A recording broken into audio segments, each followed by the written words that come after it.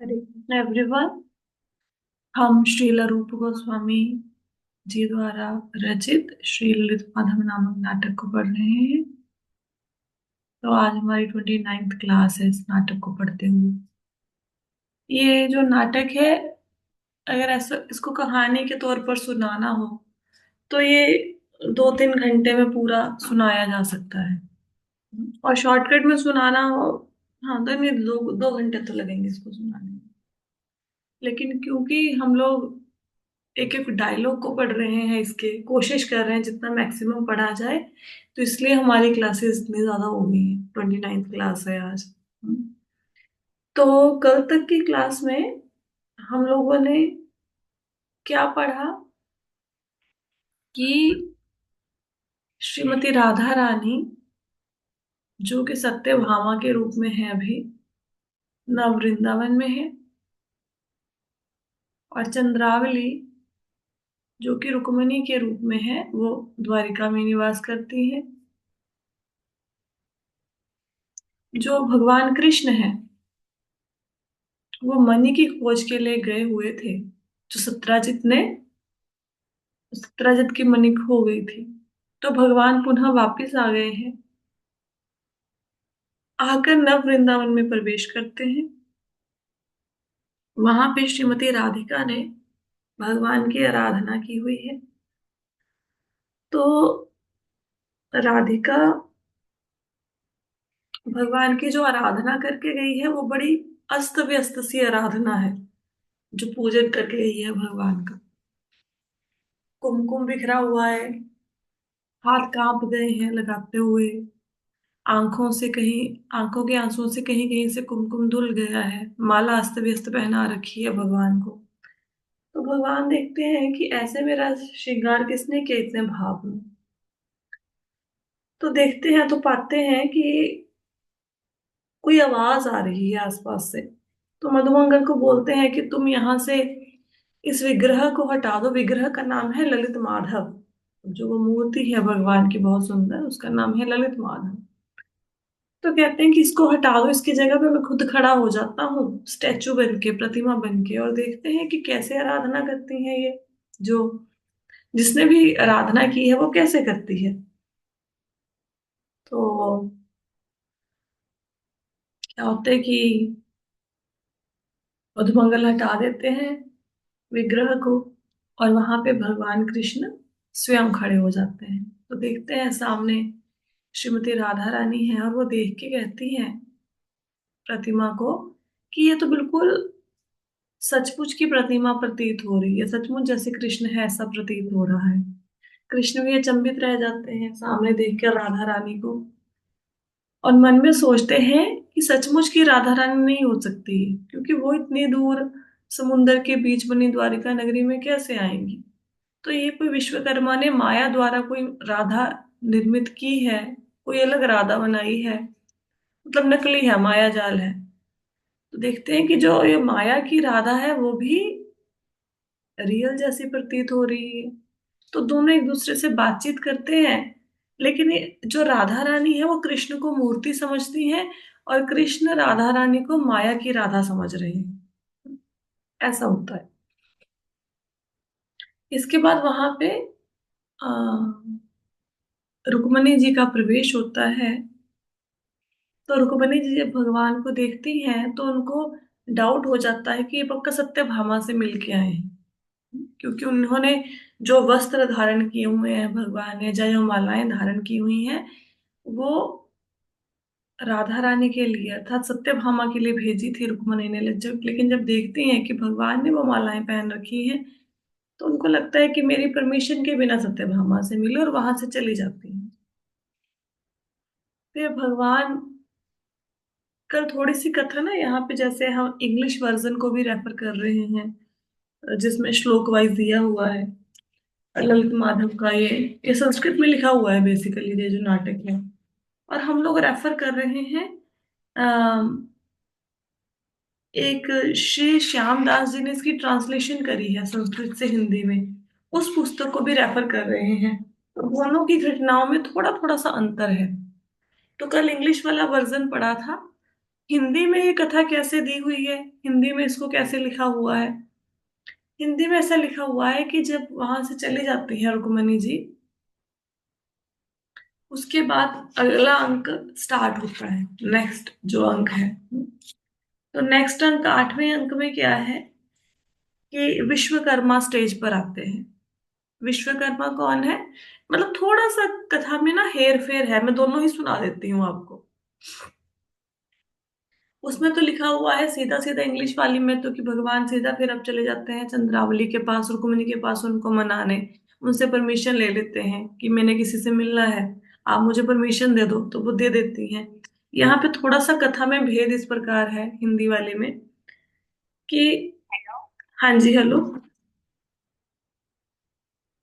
हाँ, तो नववृंदा के साथ साथ विश्वकर्मा जी स्टेज पर आते हैं।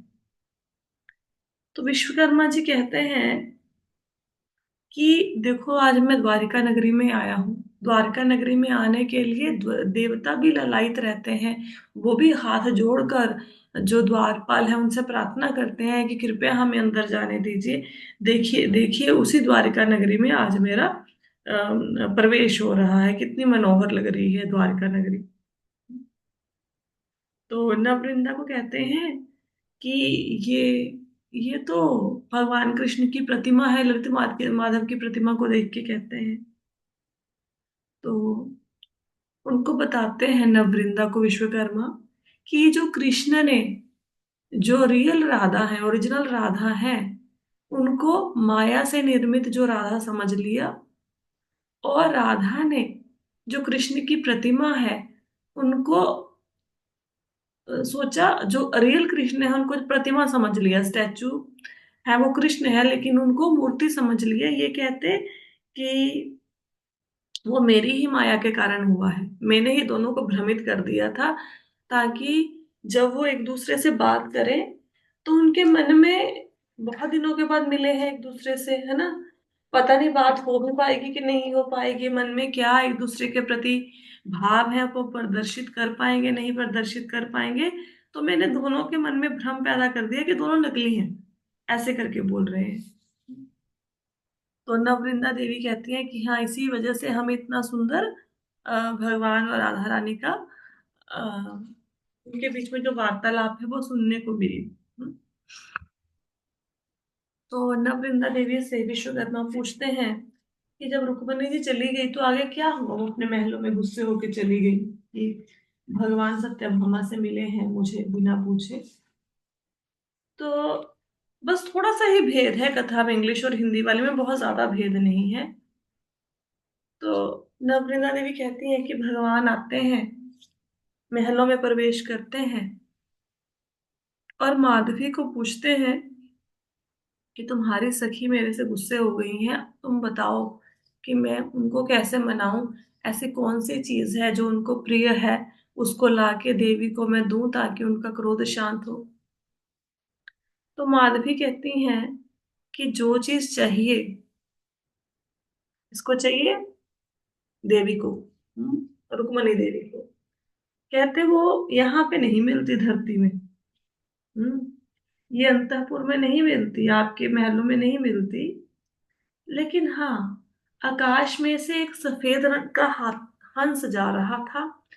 उसकी चोंच में से एक कमल का फूल गिरा है, और जो देवी हैं, रुक्मणी देवी, उन्होंने वो जो फूल है, वो फूल इतना सुंदर है कि उसकी माला बनाना चाहती हैं, उन फूलों की, आपके लिए।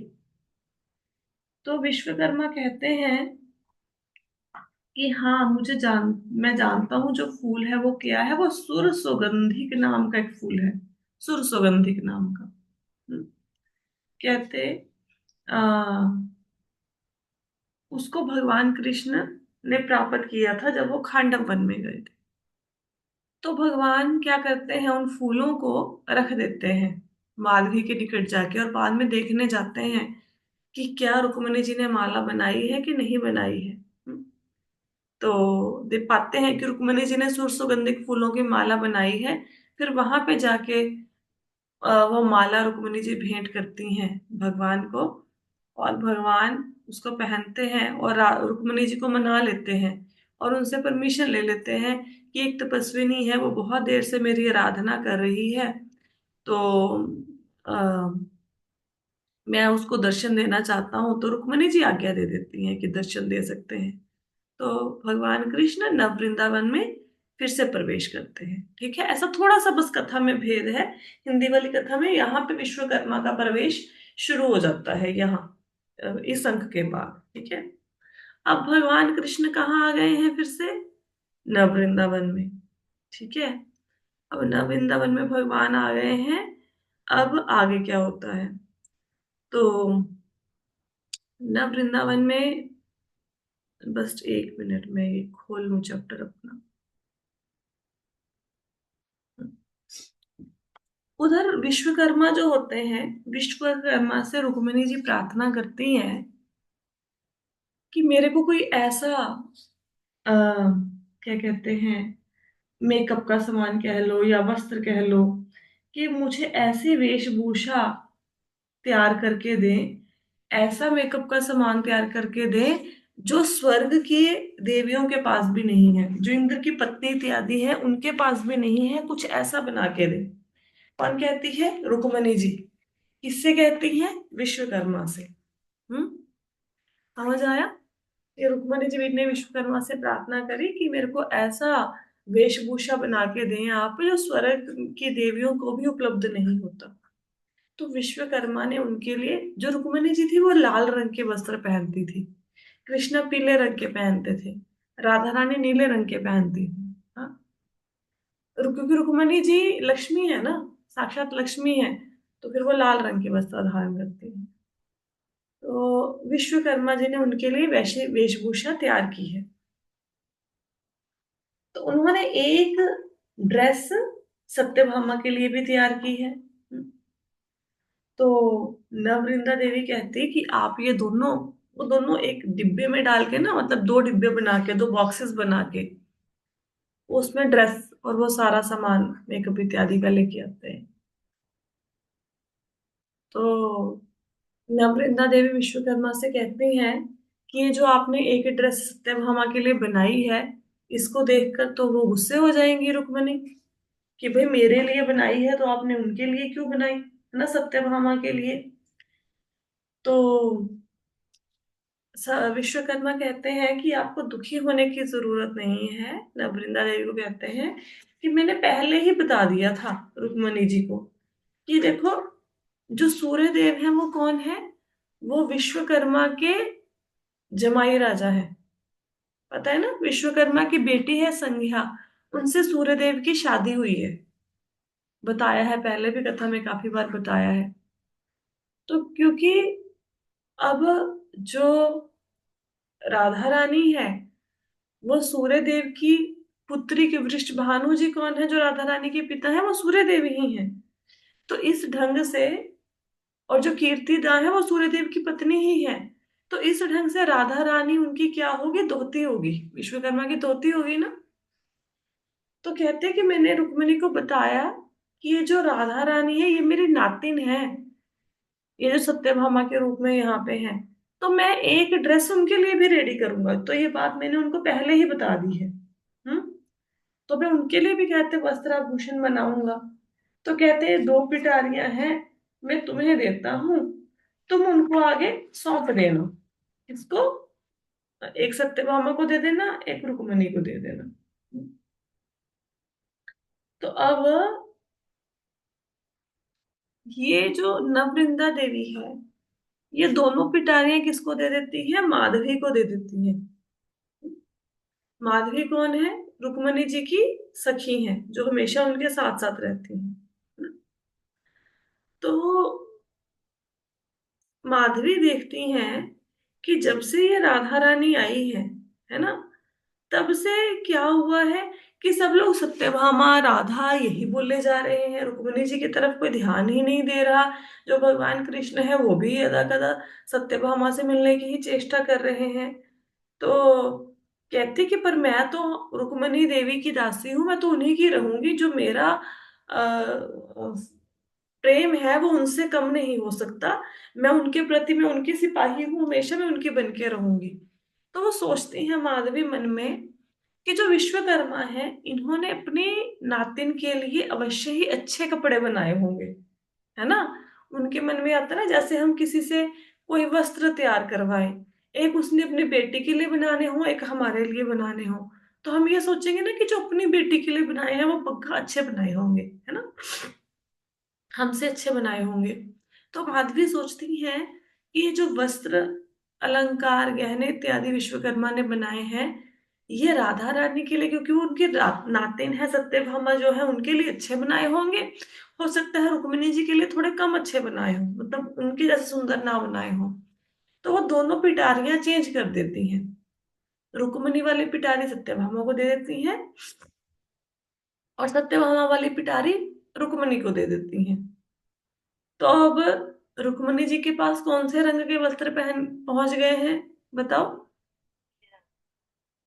हाँ, तो ठीक है, उनके पास पहुंच गए हैं नीले रंग के, और सत्यभामा के पास कौन से वस्त्र पहुंच गए हैं, लाल रंग के। ठीक है, दोनों के वस्त्र आपस में चेंज कर दिए, पिटारियां चेंज कर दी, बॉक्सेस किसने चेंज कर दी, माधवी ने।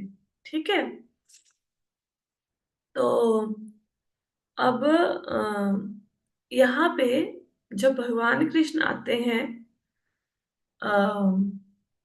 नव वृंदा में प्रवेश करते हैं, वहां पे प्रवेश होता है सुकांती का।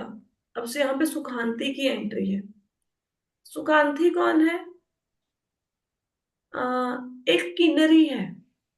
हम्म, तो किन्नरी है, उसका प्रवेश होता है सुकांती का। मतलब देवलोक से एक देवी आई है सुकांती। एक्चुअल में कहीं कहीं पे वर्णन आता है कि सुकांती के हाथ ये वस्त्र पहुंचाएंगे, तो उसका प्रवेश होता है कहाँ पे, नव वृंदावन में। तो सुखांती देखती हैं वहां पे, जब नव वृंदावन में कृष्ण राधा को मिलते हैं, तो सुकांती उनको देखती है। कल की कथा में हमने पढ़ा था कि कृष्ण यहाँ पे राधा रानी से मिलते हैं। राधा रानी को लगता है कि मुझे सपना आ रहा है। नव वृंदा देवी बोलती हैं कि ये सपना नहीं, अब तो तुम सपने से जागी हो। ये देखो कितना सुंदर वृंदावन है, कितने सुंदर पेड़ हैं, झरने हैं, पर्वत हैं, कंदराएं हैं। देखो, भगवान कृष्ण भी राधा रानी के लिए सुंदर सी माला, ताज इत्यादि बनाने का प्रयत्न करते हैं। तो सुखांती कहती है कि कितनी सुंदर बात है कि मैं देख पा रही हूँ अपनी आंखों से कि भगवान कृष्ण सत्यभामा के साथ, मतलब राधा रानी के साथ घूम रहे हैं। तो राधा रानी जब घूम रही हैं होती हैं, इतने में क्या होता है, माधवी का प्रवेश होता है। अब कौन कौन है, अब नव वृंदावन में कौन कौन है, नव वृंदावन में राधा रानी है सत्यभामा के रूप में, भगवान कृष्ण है, नववृंदा देवी है, सुकांती है, वहां पे मधुमंगल भी है, और वहां पे अब आ गई ऊपर से माधवी। हम्म, तो माधवी से तो सब डरते हैं, डरते इसलिए हैं रुक्मणी और माधवी से, क्योंकि माधवी जाके बता देती है रुक्मणी को कि देखो देखो तुम्हारे पति वहां घूम रहे हैं, सत्यभामा से मिलने गए हैं, है ना। फिर रुक्मणी आ जाती है, फिर रोकती है दोनों को मिलने के लिए। तो अब क्या होता है कि पर्दे के पीछे से आवाज आती है।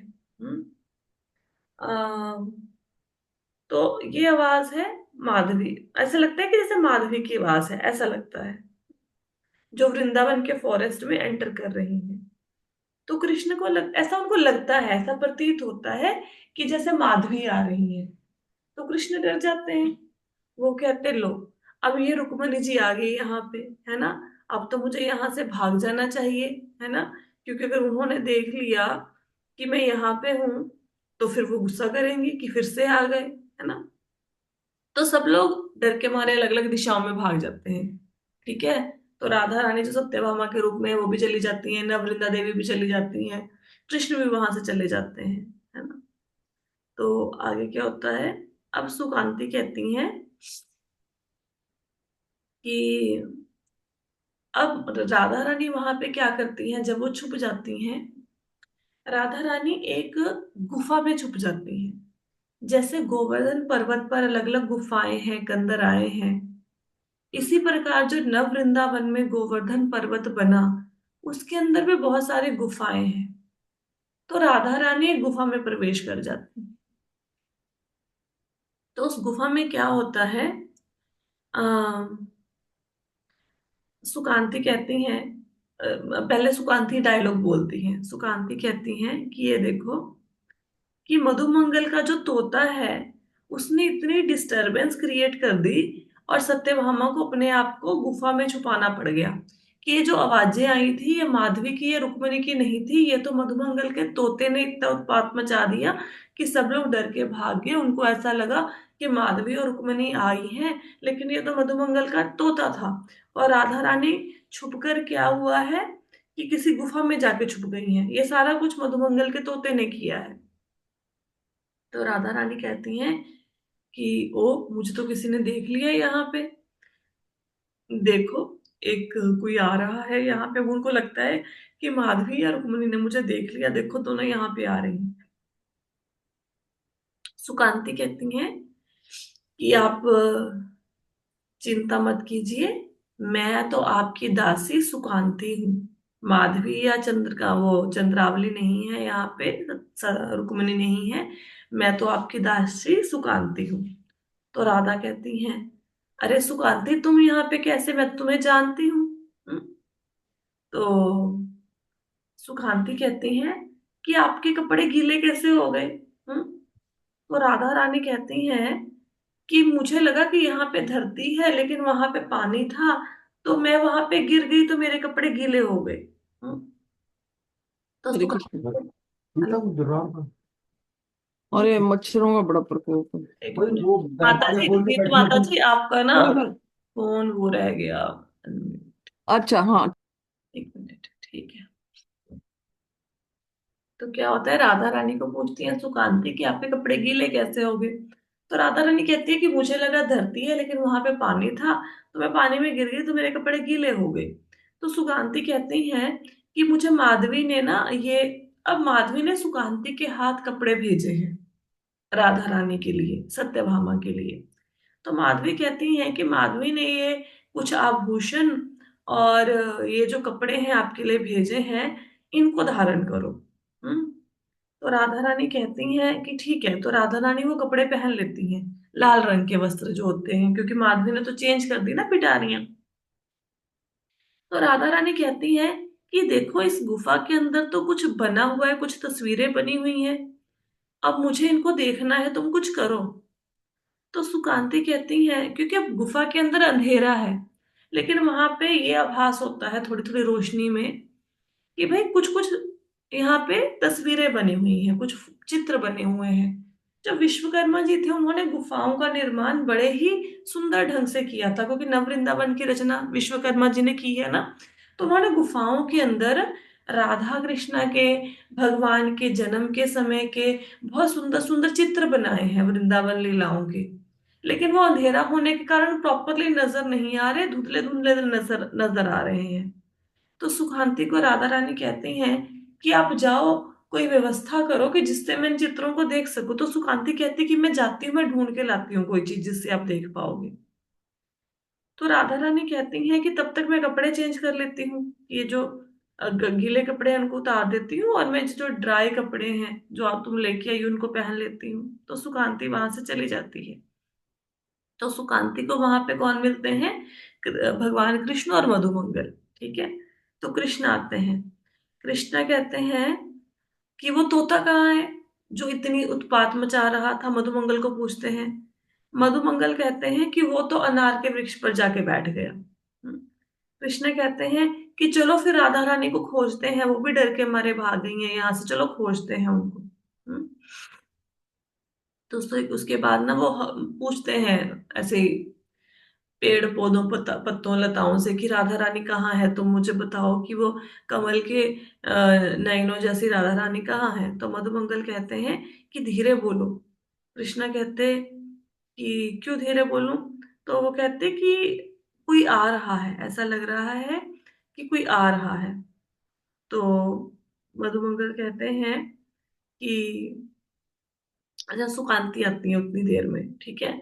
सुकांती को देखते हैं भगवान कृष्ण, मधुमंगल भी देखते हैं। तो मधुमंगल कहते हैं कि तुम यहाँ पे क्यों आई हो, सुकांति को पूछते हैं।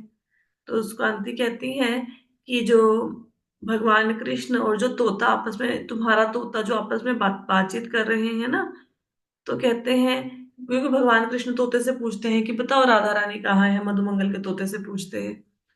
तो कहती मैं वो बातचीत को सुनने आई हूँ, ठीक है, कि भगवान कृष्ण क्या पूछ रहे हैं और तोता क्या उत्तर दे रहा है। हाँ। तो मधुमंगल कहते तो सुन ली बातें, अब जाओ। कहती नहीं, अभी पूरी तरह से बातें सुनी नहीं है। तो सुकांति कहती हैं कि अब मैं तुम्हें बताऊंगी कि रुक्मिणी देवी ने क्या बोला है। रुक्मिणी देवी भी कुछ बातें कर रही थी, वो भी तुम्हें बताऊंगी। तो कृष्ण कहते हैं कि देखो ऐसा सुनो, कि नहीं सॉरी, सुकांति कहती हैं कि अब मैं सारी बातें जो भी मैंने सुनी है ना, जो देखी है, वो सारी बातें मैं रुक्मिणी को बताऊंगी जाके। तो कृष्णा कहते हैं कि सुकांति तुम ऐसे मत करना, सारी बातें रुक्मिणी देवी को मत बताना कि मैं यहाँ पे वृंदावन में घूम रहा था और मैं तोते से पेड़ पहाड़ों से पूछ रहा था राधा रानी का पता, ये सब कुछ मत बताना रुक्मिणी को, नहीं तो वो गुस्से हो जाएंगी। तो कहते कि इसके बदले में मैं तुम्हें आशीर्वाद देता हूँ कि तुम बहुत सुंदर गाने और म्यूजिक में, सिंगिंग और म्यूजिक में एक्सपर्ट बन जाओगी तुम, ठीक है, मैं तुम्हें आशीर्वाद देता हूँ।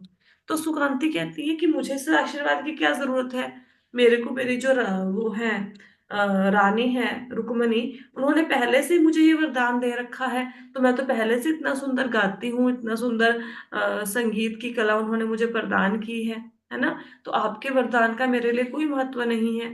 तो भगवान कहते फिर बताओ तुम्हें क्या चाहिए, है ना। मतलब जैसे एक ढंग से रिश्वत दे रहे हैं कि सारी बातें रुक्मिणी जी को मत बताना। तो सुखांति कहते हैं कि मेरी तो एक और प्रार्थना है। तो भगवान कहते बताओ क्या प्रार्थना है। तो सुकांति कहती हैं कि मैं किसी की पूजा करती हूँ, वो गुफा में कुछ चित्र बने हुए हैं, वो चित्रों को देखना चाहती हैं, लेकिन गुफा में अंधेरा है, वो देख नहीं पा रही। तो आप एक काम कीजिए, आप मेरे को अपनी ये कौस्तुभ मणि है जो दे दीजिए, या वहां पे चलिए, ताकि वो कौस्तुभ मणि बहुत अधिक प्रकाशमान है ना, तो उस प्रकाश में वो उन चित्रों को देख पाए। हम्म। तो भगवान कृष्ण कहते हैं कि ठीक है, मैं तुम्हारे साथ चलता हूँ। तो कौस्तुभ मणि के प्रकाश में वो जो तुम्हारी राधिका देवी है वो चित्रों को देख पाएंगी, ठीक है। तो मधुमंगल कहते हैं, जैसे ही वो गुफा में प्रवेश करते हैं, मधुमंगल कहते हैं कि देखो गुफा में कितना अंधेरा था, जैसे ही भगवान ने प्रवेश किया तो कौस्तुभ मणि की चमक से वहां पे उजाला हो गया, जैसे दिन चढ़ गया होता है, ऐसे लग गया। तो इतने में राधा रानी एंटर करती हैं, और राधा रानी कहती हैं कि ये जो माधवी ने मुझे कपड़े दिए हैं, ये तो देवी रुक्मिणी के वस्त्र हैं, क्योंकि लाल रंग तो वो धारण करती हैं। तो ये माधवी ने मुझे रुक्मिणी देवी के वस्त्र क्यों दे दिए हैं, उनको समझ नहीं आता। हम्म। तो राधा रानी कहती हैं, इतने में मधुमंगल कहते हैं कि देखो ये जो सुकांति है ना, सुकांति के कारण हम लोग सब फंस गए हैं। तो कृष्णा कहते हैं क्यों फंस गए हैं, क्या खतरा है यहाँ पे।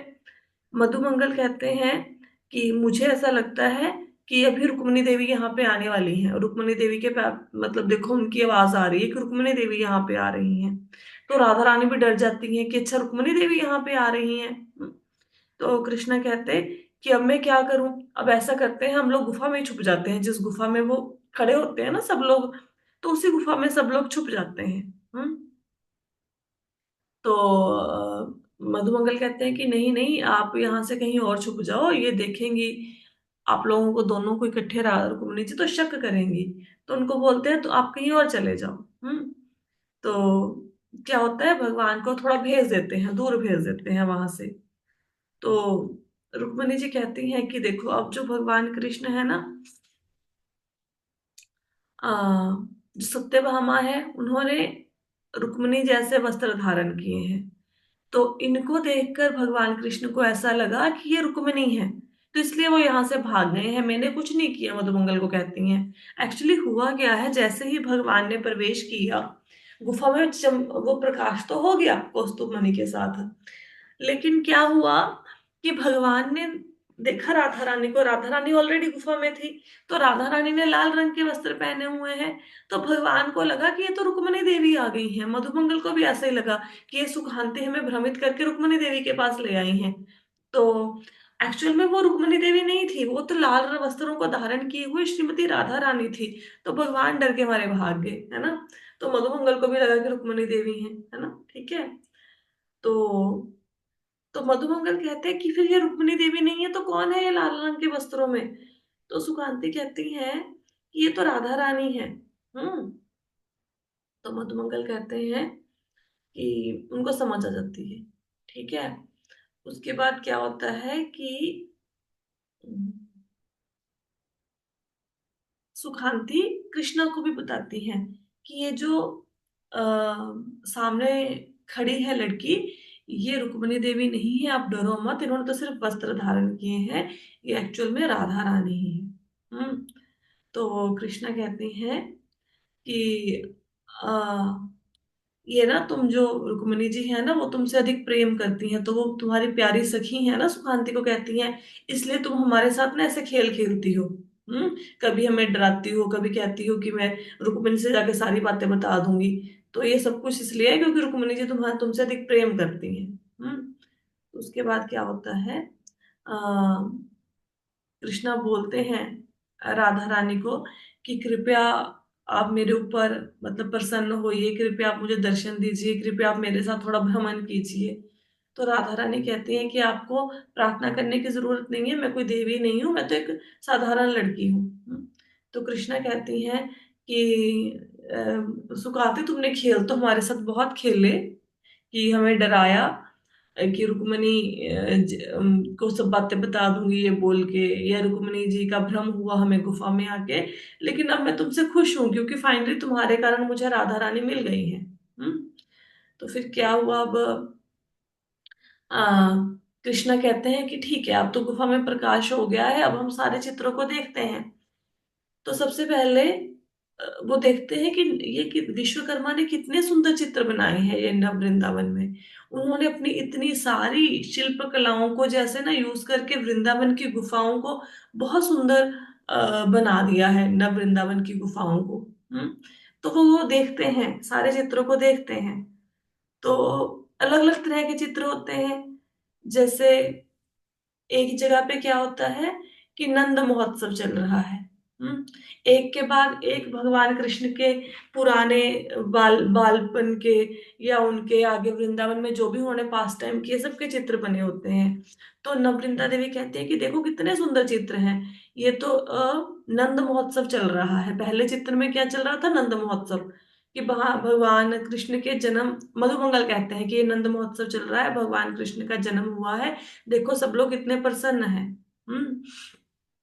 तो कैसे खेल रहे हैं, उस चित्र में क्या दिखाया गया था, जैसे हम लोग होली खेलते हैं ना रंगों के साथ, तो वृंदावन में जो होली खेलते थे वो खेलते थे। जब भगवान हुए तो उन्होंने होली खेली थी माखन के साथ, तो एक दूसरे के ऊपर माखन फेंक रहे थे। अभी तो माखन बहुत महंगा हो गया है, लेकिन वृंदावन में तो लाखों की संख्या में गायें थी, तो वहां पे माखन माखन बहुत सुलभ था। तो जब भगवान कृष्ण का जन्म हुआ तो माखन से होली खेल रहे हैं सारे, वहां पे जो गोपियां हैं, ग्वाले हैं, ठीक है। तो उसका चित्र बना हुआ था।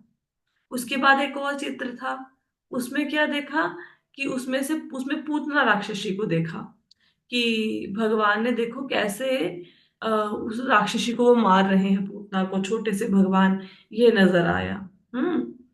तो इसके बाद क्या था, उसके बाद इन्होंने देखा, नेक्स्ट चित्र में क्या था कि भगवान कृष्ण ने जो माखन है उसकी हांडी तोड़ दी है। हम्म। तो उसके बाद क्या है, आ, यशोदा मैया भगवान कृष्ण के पीछे पड़ी हुई है कि उन्होंने माखन की हांडी तोड़ दी है, वो देखा। हम्म। उसके बाद वो देखते हैं कि भगवान के और चित्र हैं, तो कुछ राक्षसों को मारते हुए। हम्म। जैसे वो आया था ना एक राक्षस, त्रिनाव्रत, त्रिनावर्त को मारते हुए चित्र बने हुए थे वहां पे। हम्म। फिर और चित्र देखते हैं कि जहाँ पे यशोदा देवी हैं, जो यशोदा मैया हैं, जो गोकुल की महारानी हैं, वो मक्खन निकाल रही हैं, उनका चित्र बना हुआ था। तो राधा रानी कहती हैं कि मैं यशोदा मैया को प्रणाम करती हूँ जो गोकुल की महारानी है। तो फिर देखती हैं अगले चित्र में भगवान देखते हैं, क्या देखते हैं कि माता उनकी शरारतों से परेशान हो गई है। यशोदा माता, ऐसे चित्र बने हुए हैं गुफा में अलग अलग, है ना। तो माता को परेशान देख के भगवान का हृदय पिघला जा रहा है। तो उसके बाद आगे देखती हैं, आगे क्या देखती हैं, कि भगवान ने मटकी तोड़ दी है। यशोदा माता को गुस्सा आया और यशोदा माता ने ओखली से भगवान को बांध दिया है। तो दामोदर लीला देखती हैं। तो कहती हैं कि विश्वकर्मा जब इसको बना रहे थे तो उन्होंने क्या बोला, उन्होंने बोला कि देखो मुकुंद इतने पावरफुल हैं, भगवान इतने पावरफुल हैं कि उनको ब्रह्मा इत्यादि देवता भी नहीं बांध सकते, लेकिन भगवान को यशोदा मैया ने बांध लिया अपने प्रेम से। तो मधुमंगल कहते हैं ये देखो आगे कितना सुंदर चित्र बना हुआ है, यहाँ पे भगवान ने दो अर्जुन वृक्षों को गिराया था, है ना। तो जो नल कुबेर और मणिग्रीव थे ना, जो जिनका उद्धार किया था भगवान ने दामोदर लीला में, उसका चित्र बना हुआ था। ठीक है। उसके बाद कृष्णा कहते हैं कि ऐसे ना अलग अलग प्रकार के चित्र बने हुए हैं। अभी तो खैर समय हो गया, अभी तो यहाँ पे कथा को विश्राम देना पड़ेगा। तो ऐसे अलग अलग लीलाओं को देखते हैं। फिर आगे एक चित्र आएगा जिसको देखकर राधा रानी मूर्छित हो जाएंगी, लेकिन वो कथा हम लोग कल करेंगे, आज तो समय हो गया है। आज की कथा सबको समझ आई। भगवान ने रुक्मिणी जी को मना लिया है, सुगंधित पुष्प देके रुक्मिणी जी ने माला बनाई है, उनकी परमिशन से आ गए हैं वो नव वृंदावन में। पर ये कह के आए हैं कि मैं किसी तपस्विनी को दर्शन देने जा रहा हूँ, सत्यभामा का नाम नहीं लिया। विश्वकर्मा जी ने राधा रानी और रुक्मिणी जी के लिए, सत्यभामा रुक्मिणी के लिए वस्त्र बनाए हैं। माधवी ने दोनों को एक्सचेंज कर दिया है। अब राधा रानी ने लाल वस्त्र धारण कर लिए हैं, रुक्मिणी जी ने नीले वस्त्र धारण कर लिए हैं।